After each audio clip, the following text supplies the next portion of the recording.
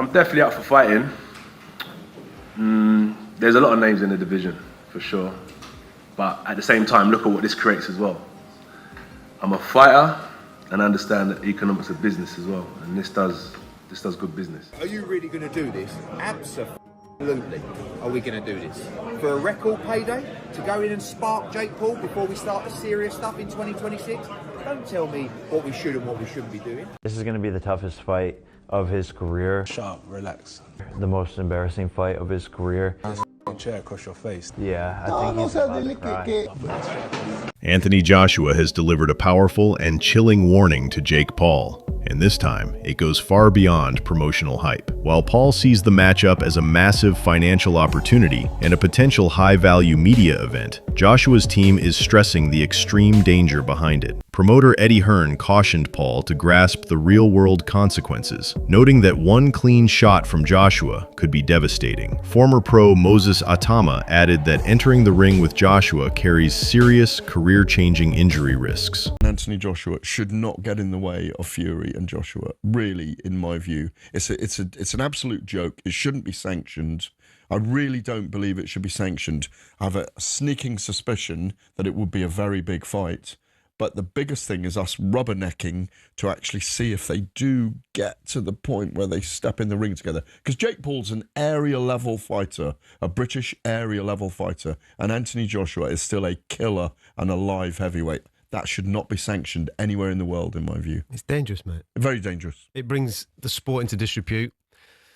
The people that are talking about organising that, they should have a real hard look at themselves. But even Eddie Hearn's kind of teasing he doesn't like it, but you can see the glint of dollars. There's no price. There is no price. There shouldn't be. There's absolutely no price on the planet in order to make. Jake Paul entering a showdown with Anthony Joshua is more than hype. Analysts call it a high-stakes, high-value risk to his health. Industry voices like Ariel Helwani stress that Joshua's elite power and seasoned experience could cause severe damage, making devastating knockouts a real, monetizable concern for global audiences. Has been beaten 3 times. The 4 fighters that he beat didn't come to win. So he's not in his prime, is he? He's literally at the end of his career, pretty much finished. And this is why taking this fight with you is telling you all you need to know. It's a cash out. He might as well just cream as much money as he can at the end of his career, fighting an absolute joke shop in clown world. When I beat Anthony Joshua, he says, every doubt disappears. Come on. I mean, if this is a straight up AJ versus Jake Paul, then we all know what should happen. This is a 1-round job because AJ, even though he's past his best, even though he's seen better days, he throws a nice 1-2 down the middle. He's got a nice bit of distance, and fake Paul can't fight. He just can't. I don't care what anybody tells me.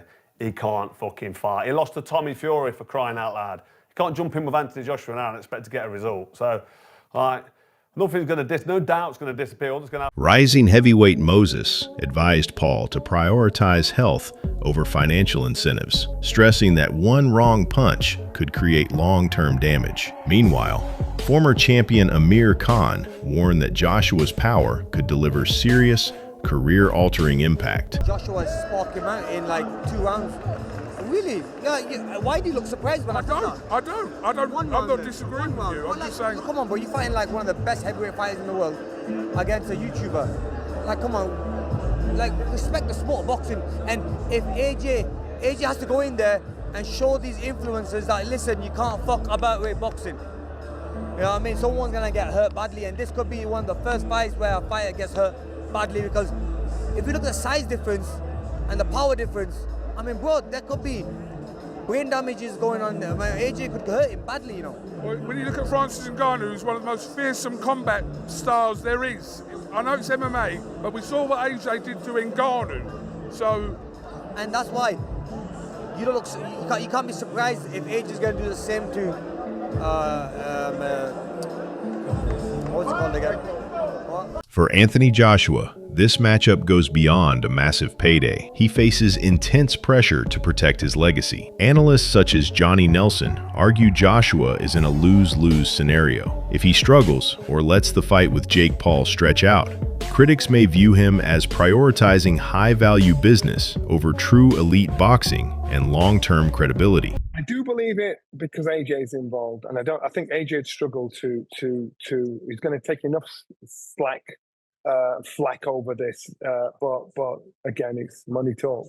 So I think AJ will struggle because it's an Owen situation. If he goes in there, Jake Paul lasts the distance. What does he tell you about AJ?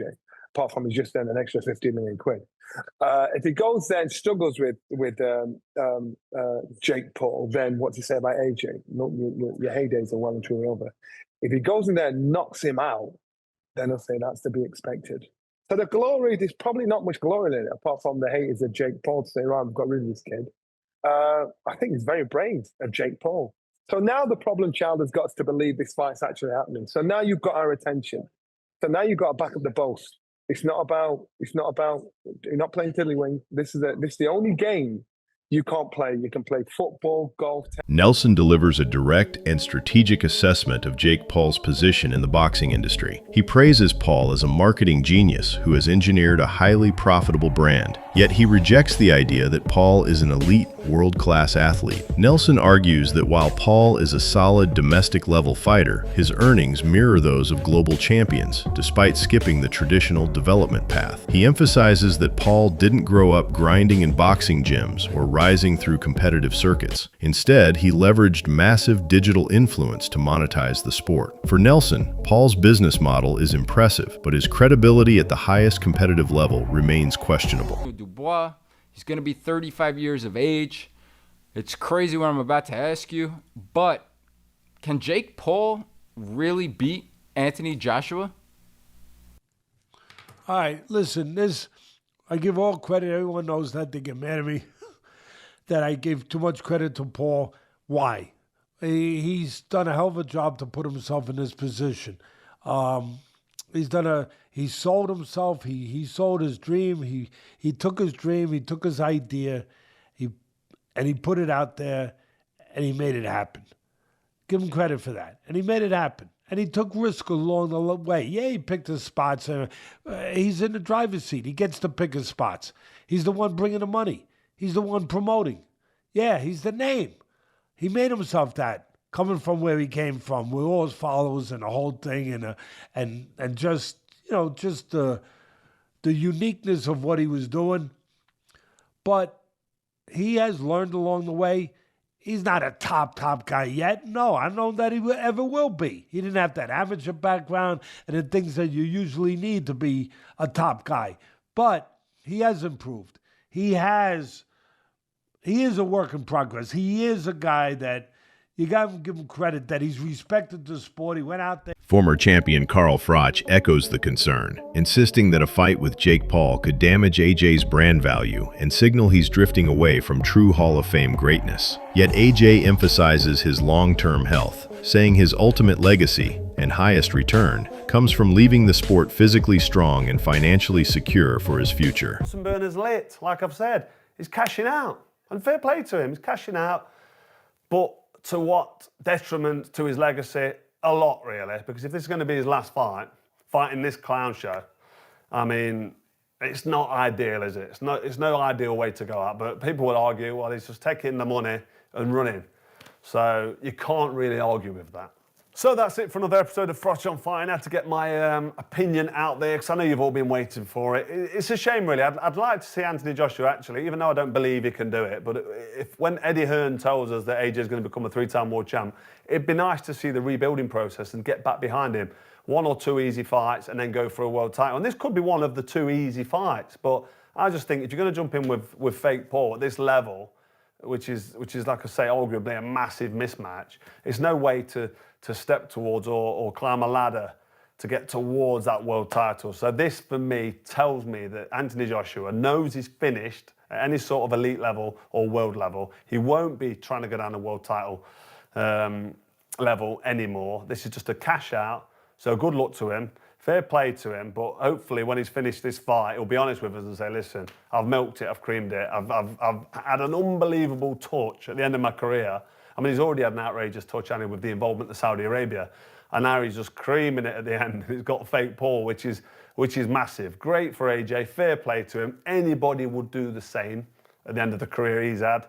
You know, he's He's not an elite heavyweight, is he? He's never going to come back and become... Jake Paul insists he can defeat Anthony Joshua, arguing that Joshua's recent performances reveal serious vulnerabilities. On his podcast, Paul delivered a sharp critique, claiming Joshua lacks durability, struggles with skill execution, and appears unusually stiff. He believes the knockout loss to Daniel Dubois highlighted a major weakness, creating a high-value opportunity to capitalize on. Paul says his unorthodox style, growing confidence, and market momentum give him a legitimate competitive advantage in a matchup many consider a high-risk, high-reward fight. Why is Jake Paul doing this? Well, I think it's because he genuinely believes there is a chance he can win this. I think he's calculated everything about Anthony Joshua's circumstances and he's gone, yeah, I actually think I can do this. I can leapfrog so many years of having to build and go through the ranks and do all that stuff by beating a shop-worn Anthony Joshua. And what are the factors in Jake Paul believing this? Well,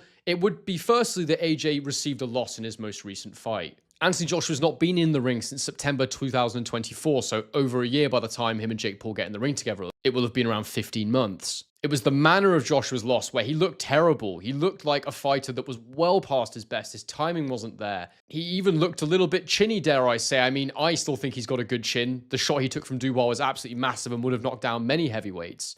And he showed decent powers of recovery to get up and struggle through for as long as he did before his over-aggression and miscalculation with the type of shots he was using got him knocked out by Dubois. But if you're deluded enough like Jake Paul, then perhaps you look at that and go, he landed a massive right hand on Joshua's chin. Why can't I do the same? I believe myself to be a very big puncher. And it's that old saying, isn't it? You know, you shoot for the stars, you might at least land on the moon. And I think that's kind of why Jake Paul's maybe got to where he is in life, because he does have too much self-confidence. He does believe in himself. Well, on this... Jake Paul claims this matchup is his chance to silence critics who say he only targets smaller or declining fighters. He insists that facing Anthony Joshua, a genuine heavyweight and former world champion, proves his credibility. Paul argues that a victory over Joshua will boost his reputation, elevate his brand value, and remove every lingering doubt for his career. Fight a real boxer. They said, fight someone your size. They said, fight a world champion. We looked at a long list of supposed...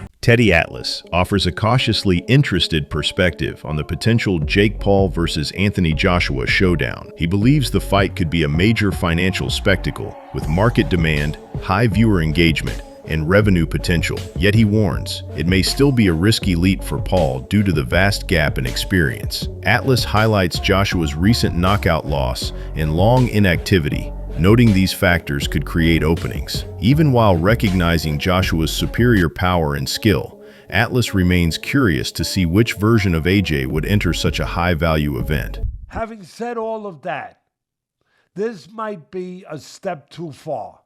Now, when I say it, I'm also, I try to be responsible. I've been in this game 50 years, so I know where not to step, where you could twist an ankle, or worse, you could break a leg or fall down.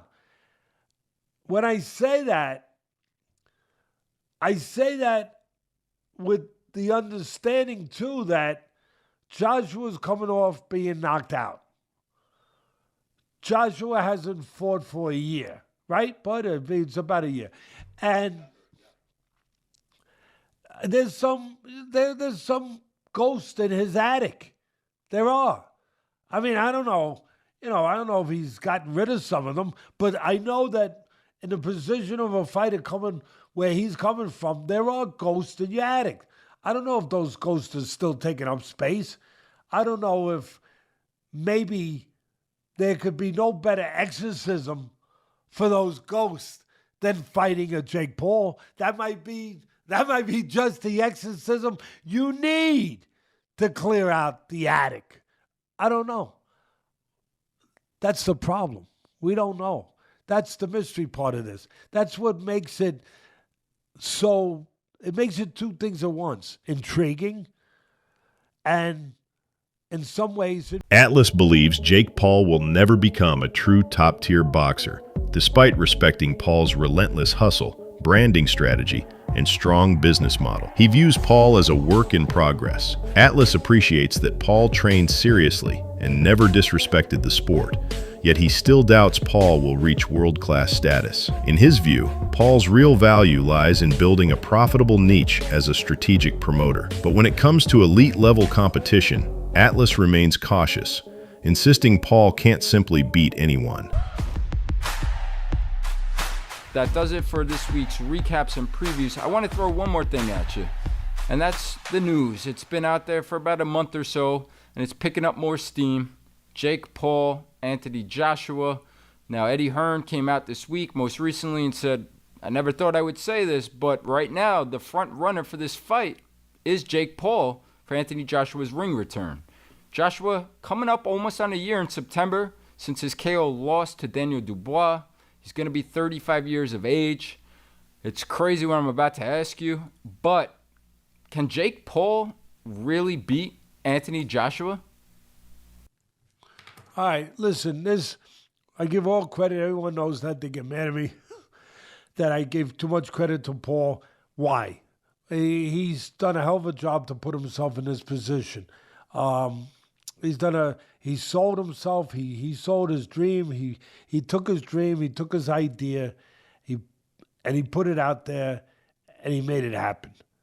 Give him credit for that. And he made it happen. And he took risk along the way. Yeah, he picked his spots. He's in the driver's seat. He gets to pick his spots. He's the one bringing the money. He's the one promoting. Yeah, he's the name. He made himself that, coming from where he came from, with all his followers and the whole thing, and just the uniqueness of what he was doing. But he has learned along the way. He's not a top guy yet. No, I don't know that he ever will be. He didn't have that amateur background and the things that you usually need to be a top guy. But he has improved.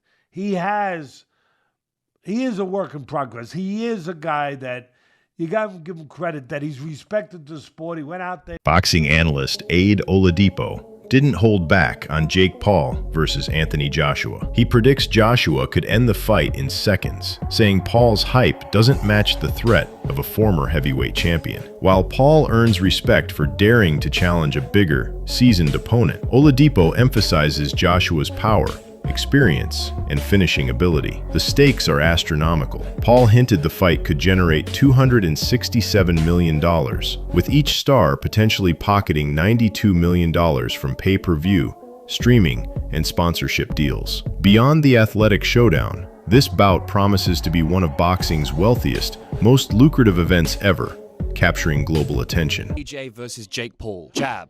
AJ. Defense. AJ. Chin. AJ. Footwork. AJ. Boxing IQ. AJ. Personality.